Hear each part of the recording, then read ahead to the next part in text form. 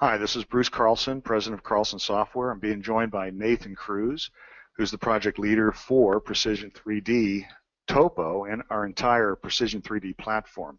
This is a new platform for Carlson, and we're developing a series of products on it. P3D Topo, I'm going to launch right now. So let me just cancel out of or minimize PowerPoint. And there's the icon for it, P3D Topo 2016. It's been out since January 15th, and we're going to have new builds every month. So let's go ahead and load a surface. I have one that I've put together. We load Carlson tin files as well as land XML files as surfaces. And one of the very useful purposes or applications of P3D Topo is to clean up the topo surfaces that you make in CAD, and it helps you find and search for areas where you have problems. In this example, notice right away that things stand out. You see asphaltic road surfaces, you see high walls or steep slopes with their own special texture. What's going on here is that Carlson Civil outputs a tin file that has multiple colors in it as part of the tin file format, and these colors can be mapped to textures, so things pop when you bring them into this editor. In addition, when we save a land XML, we save in the new land XML2 format, and we save these textures out.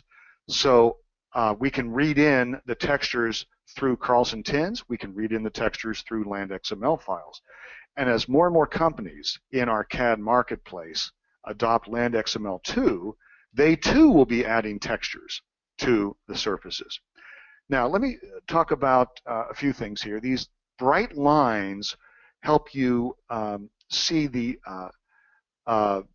borders between one surface and another. And if I maximize here and click on textures, you can see I can turn these lines off and on. It's a little cleaner with those lines off, but they're helpful to have them on. So let's go and look where we have a problem. If I zoom in here, you barely can see that I have a DTM problem unless you get even closer.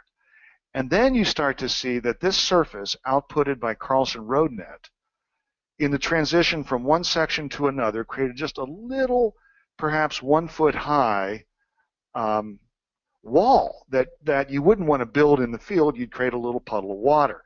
By the way, you can right click on this surface and you can show water runoff and track it. So you can see right there where my white cursor is that the water runs and then just stops right up against that wall that was left over from a DTM surface created in Carlson 2016. We want to get rid of that.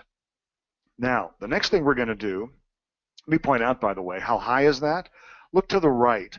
When I'm in the ditch zone, the elevation to the right is 798.159. When I get up on top here, it's 800.453. So it's about a foot, foot and a half of abrupt vertical rise that I want to eliminate. I'm going to alter my interface because I'm going to be making use of this reporting zone on the right. The zone on the left is sort of your work and design zone. So what I'm going to do is set a snap. I'm going to do this endpoint snap you see here and turn that on. You can have multiple snaps. You can hit another snap. That would be snap number 2 active. We'll just go with this one snap. Now what I'm going to do is go to this polyline command and pick, using this snap, these endpoints where surfaces meet each other. I'm going along the bottom, and then I'm going to go along until I find another snap on this side here. Then I'm going to come up, over, and C to close. It feels like CAD. It feels like the AutoCAD or IntelliCAD or Carlson environment in general. Now I've got this perimeter that allows me to right-click and just blend this out. I'm going to triangulate across and get rid of that bump. I'm going to right-click and say Blend Surface. And just like that, the surface blends out, and I can come in and see that it looks really clean going down and the water would run just fine. What I'm going to do now is actually hit the delete key because I don't need that yellow line anymore in my overall system. So when I hit delete, I have a nice clean surface, and I can even do things like alter my textures in here. I can click on this surface and drag down to this area here and hit it again and click and drag this down here also to that same area. And just like that, I've even made the surface look better, and I can continue that process. By the way, I've altered the surface there and I've altered the textures. I could right away at this point go ahead and save this as a land XML. I can hit the Save Land XML icon and put this into FBI demo, and I can say US 68 texture 1 and save this as a land XML file that you could share with somebody else using this product, or share it with somebody else using perhaps another CAD altogether. See, it tells you up top, Save Land XML command running. So give it a chance to finish that. There's a lot being saved, including all the textures and all the zones. And then I hit OK when that is done. So that's one example of saving. A thing you can do to see the precise slopes that you have in this final saved surface is you can load over here a centerline file. I can come over here and load US 68. It's a centerline file from Carlson. You can also bring in a centerline file as an XML file. So I can hit open that file, and it has zoomed extents on that centerline, and the area that we were focused on was right in here.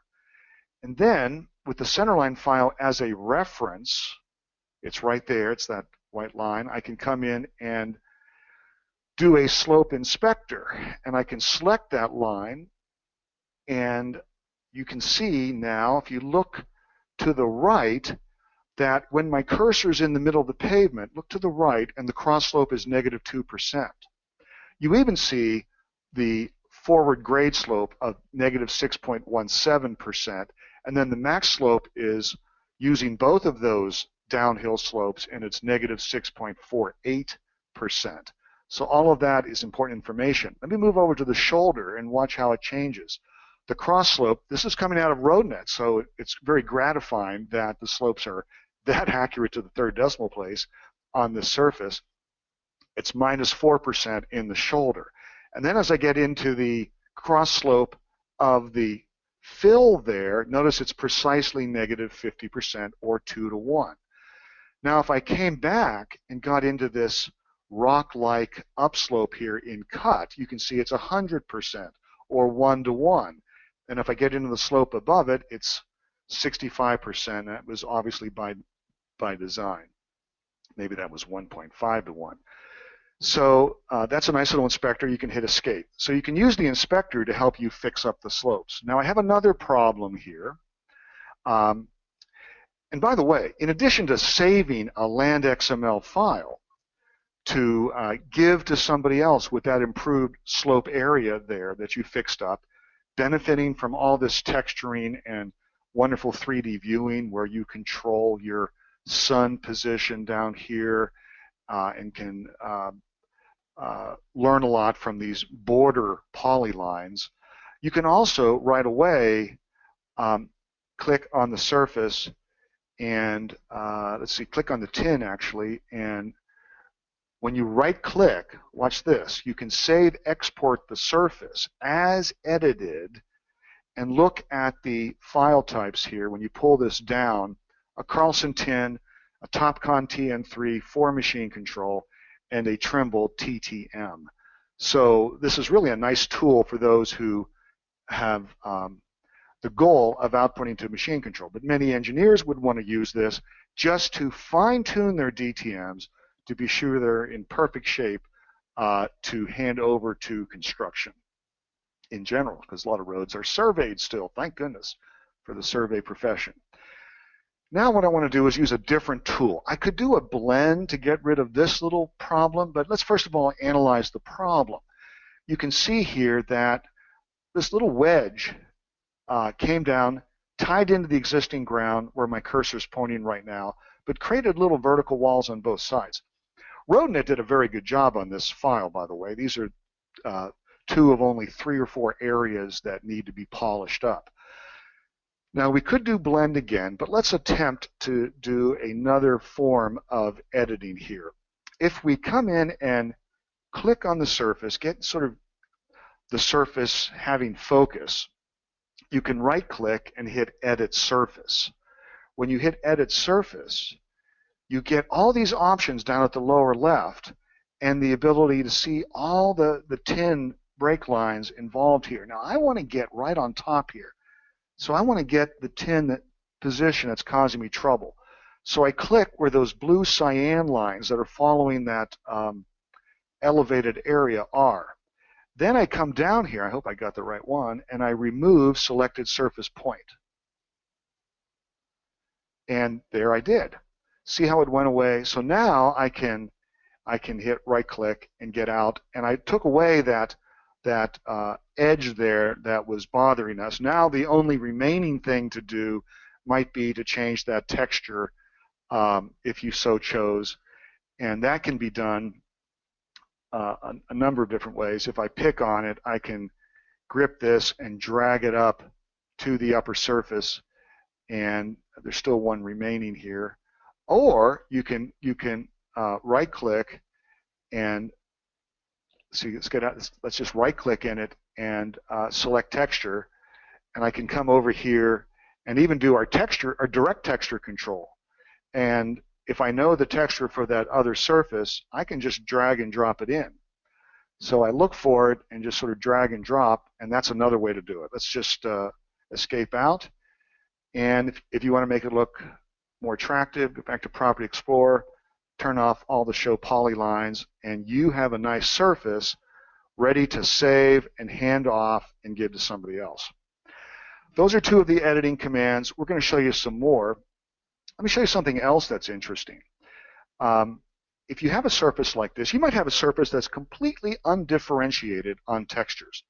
That's very likely in the early days here of Precision 3D Topo and Land XML2, because right now only Carlson software is outputting tins with colors that can be mapped over here under surface. Colors can be mapped to textures, as you see. I'll cancel out.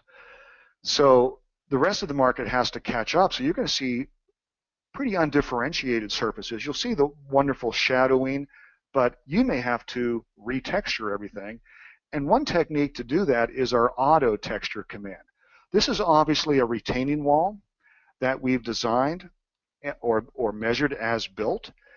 And what I want to do now is come in here and do a command, getting on top of this, called, let me get there, and it's called Auto Texture.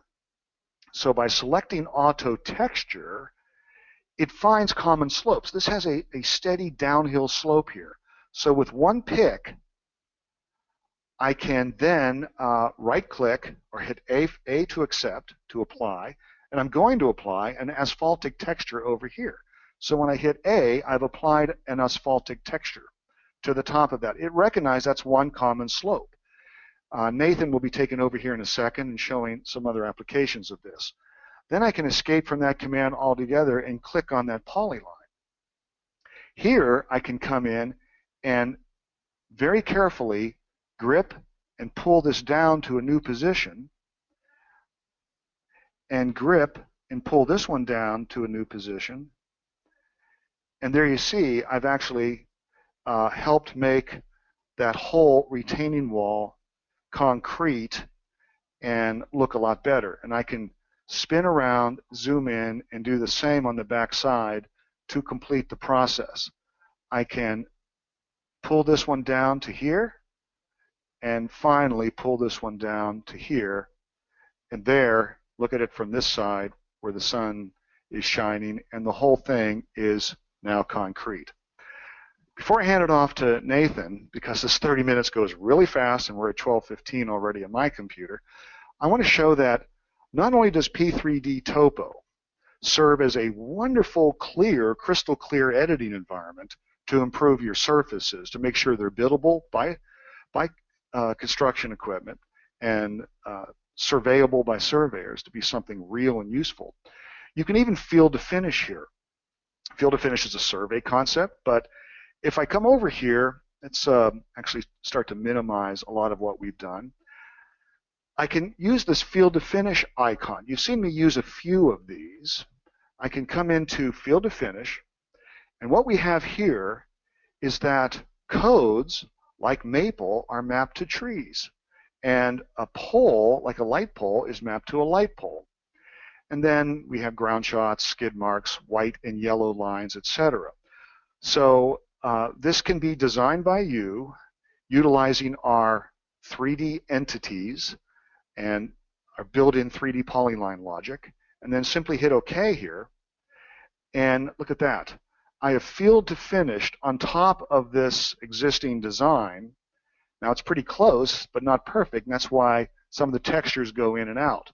And it actually made a new surface over top the existing. Look what it did. It sort of spanned across there because you had no measurements at the base of the slope. You had a measurement here and a measurement here, and it triangulated across. So really my original surface is preferred here. Look how even some of the trees are bigger based on the coding of the trees.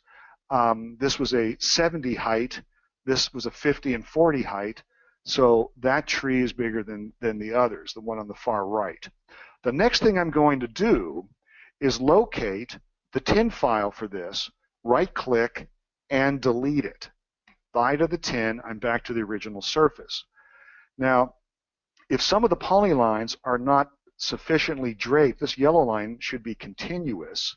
So what I can do is come in here. Let's just illustrate the yellow line at first. Click it, and then you can drape to surface. So I'm going to make it 3D first, then come back and drape to surface, and there, that yellow line is nicely draped on the surface. It's actually coexistent with the center line of the road on the middle there. I could turn off that center line polyline, which is right here. I don't need to.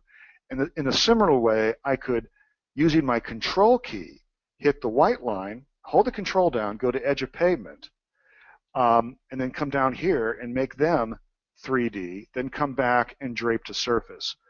And bingo, I have a good looking final result. I'm not quite done yet before I hand over to Nathan. On this particular polyline, I can draw and add to it.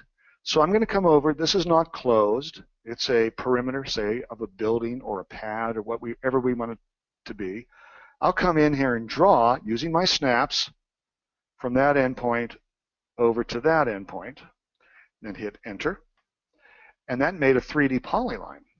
Now I can right-click and do a pad template.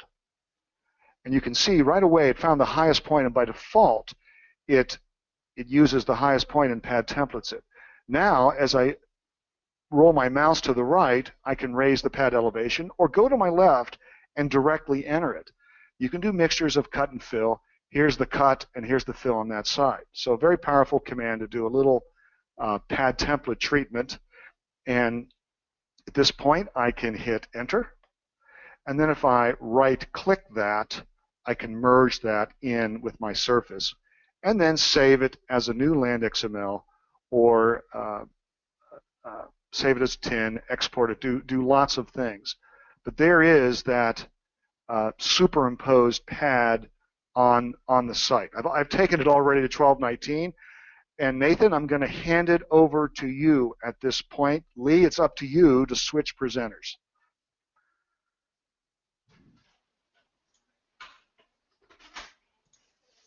We're switching presenters right now. If I'm still visible. Okay. Here we go. All right, can you see my screen now? Yes. So I'm going to do a little bit more on surface editing. So this is an actual existing project that one of our guys is working on in Maysville. I think it's called Walled Park. which is an athletic park, and this is sort of as-built survey information. And then the surface was built using that. But I noticed in reviewing it for auto texturing and so forth that there were a few errors in the surface. And so I'm going to show you real quickly by right-clicking on the surface. I'm going to fix this by selecting this point and hitting the R key to remove it. Hit this point, hit R to remove that, and I'm going to press the Enter key. And you can see it's nicely fixed up. And I know that there's another little problem over here that's fairly obvious. So in this one, I'm going to do a replace command, snapping to face nodes in the tin. So I'm going to snap to that node, and then I'm just going to come outside the surface, and I'm going to close that. While it's in 3D mode, difference between blend and replace is replace will not drape the polyline to the surface, and it will add it. So you get this vertical cutting sort of behavior, like that. So now I just sliced off that bad part, and certainly I can come back in now. I can re-edit the surface, and I can establish whether or not there's additional points that I want to keep. And there's probably some extra stuff in here that I really don't want. So I'm just going to go ahead and quickly clean that up. But I just did one too many, so I'm going to hit Control Z. So Control Z. So our undo support is active both during commands and after commands. So I can Control Z and undo all those adds. You can see those points coming back. I can also redo those during the command. Once I hit Enter and I accept the command, if I hit a single Control Z here, it's going to undo. Let me pull this back so you can see.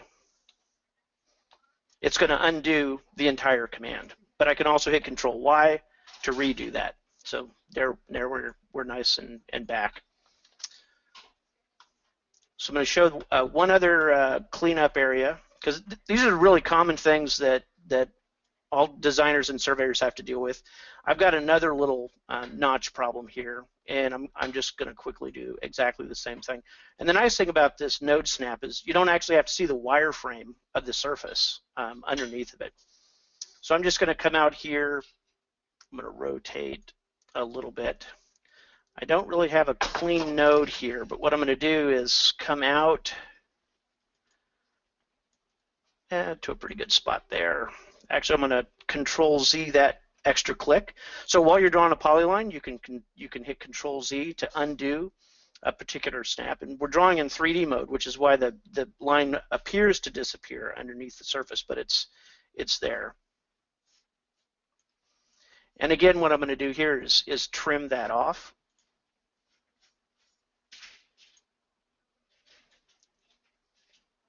And I may not have picked up the right points here.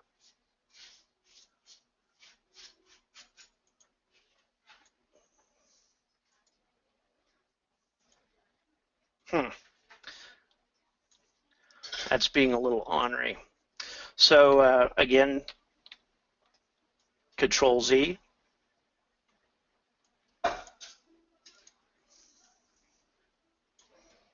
I'm actually going to snap this guy all the way to this node. I'm going to pull this out.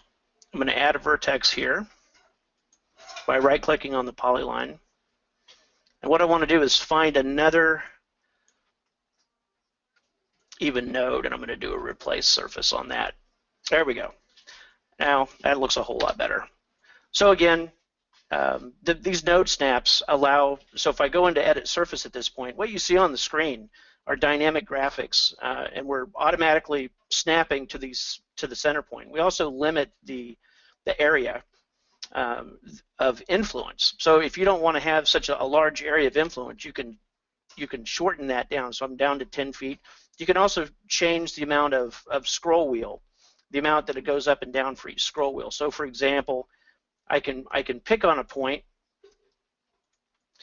hold the right mouse button down, and then with my scroll wheel I can scroll up or down and change the elevation of that point. I can also, and obviously I don't want that, so I'm going to undo, and you can actually see it undoing every single mouse wheel until we're back to where we started. We can also show contours and change the contour increment if we want to. That adds a lot more detail, and that's a lot more useful when you're working on road intersection problems, for example. We can also show slope arrows. So this is just giving you an idea of the direction for all the center of the faces. So for every tin face, we're going to draw the arrow and show you the direction of flow, basically, for your water. So now that I've got that cleaned up, I'm going to show you auto texture really quick and a way that you can control auto texture. So I'm going to draw another polyline just for construction. Since auto texture really follows these flat surfaces the same way, I want to make this asphaltic, but if we look at the surface, this is another continuous, it has the same continuous slope. So if I didn't put some control in here, I would get asphalt all the way out to here, and I know that this really should be rock chip area. So what I'm going to do is quickly drape a 3D poly. Only draped polylines can be textured. And I'm just going to pick a quick concrete texture here just to texturize this area. And then this is basically as construction. So I'm going to turn off my other snap. Now I'm going to do the auto texture command. Go to my property explorer where it's showing me that I've got my pavement selected, the color of the polyline that's going to generate, and also the texture resolution. I'm just going to pick that point there and hit asphalt. I'm going to end the command at that point. Had I not put this construction line in there, the asphalt would have gone all the way out to here, but that's not really what I want.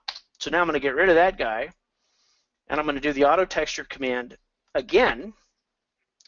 This time, I'm actually going to pick up the wood chips, and I know 65 is a better, and I'm going to change this to a different color. And I'm just going to pick one point here and let the program determine that path for me. And it did a perfect job. Now, while I'm still in the command, so I just hit A after I picked the point, I can also texture multiple areas at the same time. So what I'm going to do is quickly change this to grass. Take this back, I think, to 10.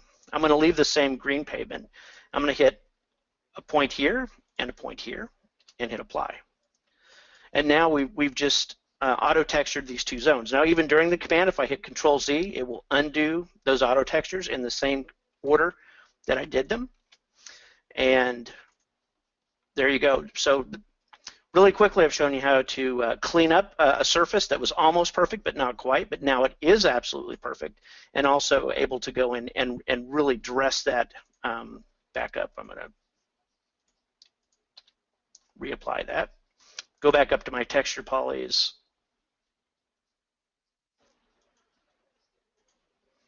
And turn them off. And there you go. I want to show one other, with only 2 minutes left. I'm just going to start a new scenario here really quick and load a different file, an international file from Holland. Lots of flat stuff going on over there. So really quickly, what I'm going to do is texturize this. So this is typically what you're going to find of a LandXML 1.0 file coming from any other company until more adoption is there for LandXML 2, which supports all of these textures and colors embedded within the LandXML file. So you don't actually have to ship the images that are textured as well. They're actually all packaged in the LandXML file using standard XML techniques. So while I've got this on grass, I'm actually going to pick these areas and turn them. Ooh, I did not like that. All right, we're going to do the asphalt first. So what I'm going to do is just do an asphalt area. And I like to use red for asphalt. And I'm just going to pick in the center here, and that's going to identify these higher points. The thing about our auto texture logic is that it will honor any adjacent texture boundaries. So once you start to generate textures, you want to generate them from the larger areas to the smaller areas. So now that I've got that taken care of, you can see that we've got a little bit more detail in here. If If I tighten up on the shadows, you can really see it.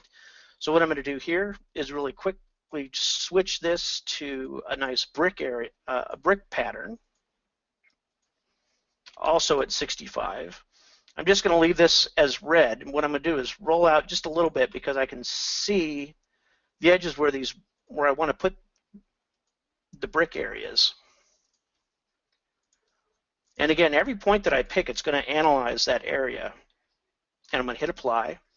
So now it's automatically found our brick areas. I can see that we've got some high points out here as well. So I'm going to pick these areas, hit apply, bricks. All right, that's great. And I've got another area over here, it looks like. Hit apply. And again, if you hit apply and you don't get the right result, just press the Control-Z. And now since this is Holland, the one thing I'm pretty sure is that there's some water. So I'm just going to drop down in here and I'm just going to drop in water for those channels. Show you a little advanced thing is more than likely this is not going to be water coming along these edges. So I'm going to do one more auto texture and then I'm going to finish it up. So what I'm going to do is I'm going to use concrete for this side. I could pick asphalt or brick or any of those others. And I know that's not going to work. So I'm going to start it again. Usually if the point snaps to right on a polyline, you're not going to get a good result. So I made sure that I picked a point that wasn't, and now you can see all of even these vertical faces are now all done in concrete. So if we go up to our textures, I'm going to end the command and I'm going to, whoops, wrong scenario, sorry. Turn off those textures. Now you have a really pretty done surface. Now I can say this is a LandXML 2.0 file, and all of this will round trip into, and I could show you really quickly if I go to LandXML 2.0, we can use our thumbnail preview. I'm going to make that a little bit larger so you guys can see, and I should have. This is a good point you're making, Nathan, that landxml.org utilizes this same viewer because we're managing that site, and now you can view the very file you made in landxml.org using the free tool. So everyone using P3D Topo, texturing and modifying their surfaces, who hands this off, the person getting it on the other end can review it within landxml.org's viewer. Yeah, and I'm actually going to resave that. I'll go back to the preview window again and hit F5. And now you can see the red bricks that are showing up. And you know the other interesting thing is that if you have one of these things open, you know you can quickly open one of these guys by just dragging and dropping it onto the P3D window.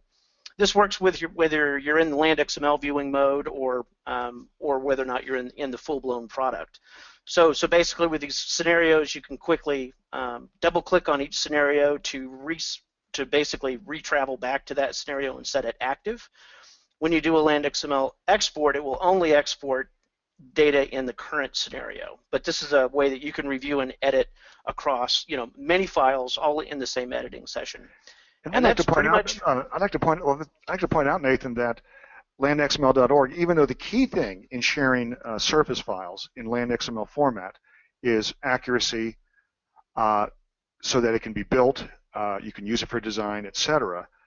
Because now we can save textures, that further enhances the viewing within the free landxml.org viewer. Yeah, so people know what they're getting. That's exactly right.